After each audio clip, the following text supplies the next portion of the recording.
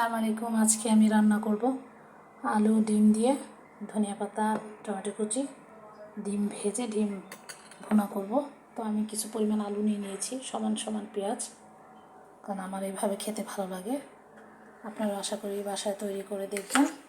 কারণ ডিমগুলা একটু হালকা পেঁয়াজ লবণ দিয়ে একটু নরম করে নিয়ে তো ডিম ঘুটে নিলাম।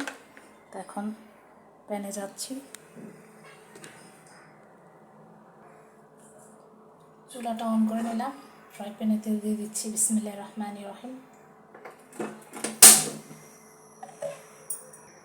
এক এক করে ডিম ভেজে দিচ্ছি। আমি ডিম ভাজাগুলো পাটি সাপটা পিঠার মতো ফোল্ড করে নেব। এটাকে 2 পিস করবো। এখন উঠিয়ে নিচ্ছি, হয়ে গেছে আমার ডিম ভাজা। 2টা ডিম আমি ভেজে নিয়েছি, 4 পিস হয়ে গেছে। সেম ফ্রাই প্যানে আমি একটু তেল দিয়ে পেঁয়াজ কুচিগুলো দিয়ে দিব।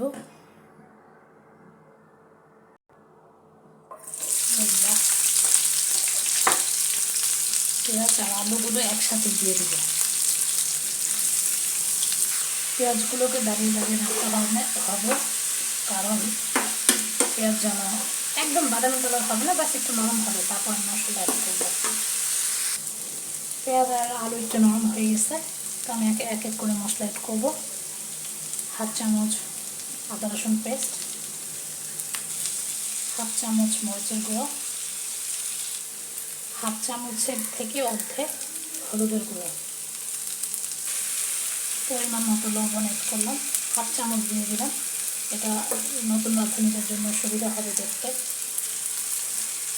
3-4টে কাঁচামরিচ কুচি দিয়ে দিলাম। অল্প একটু পানি দিয়ে এটাকে নেড়ে কষিয়ে নিচ্ছি। আজকে একটা কথা না বললেই হয় না, এটা আমার মেয়ের প্রিয় একটা খাবার, এর জন্য একটু আলু দিয়ে দিচ্ছি, পেঁয়াজ সমান সমান একটু আলু। যাই হোক, সবাইকে বলি আমার চ্যানেলটা নতুন, যদি ভালো লাগে তো দয়া করে একটা লাইক অন্তত সাবস্ক্রাইব করবেন। নাহার মিলি কিচেন। এ পর্যায়ে কষানো হয়ে আসছে, তো আমি 1 পিস টমেটো দিয়ে দিলাম, ব্যাস একটা নিয়ে নিয়েছি। তো এটা দিয়েও একটু কষিয়ে নিই। আমার প্রায় কষানো হয়ে গেছে, কারণ এটা তো অনেক তেল নাই, যার কারণে বোঝাতে পারতেছি না, তার তেল চিটচিট করতেছে। এখন আমি পানিটা দিয়ে দিব।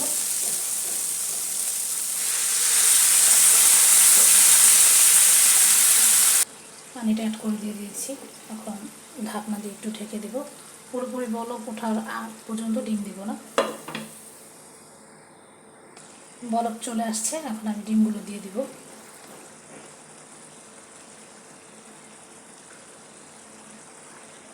আমরা এখানে 4 পিস নিয়ে নিয়েছি, 2টা ডিম, কারণ আমরা মানুষের সংখ্যা ছোট, ফ্যামিলি ছোট।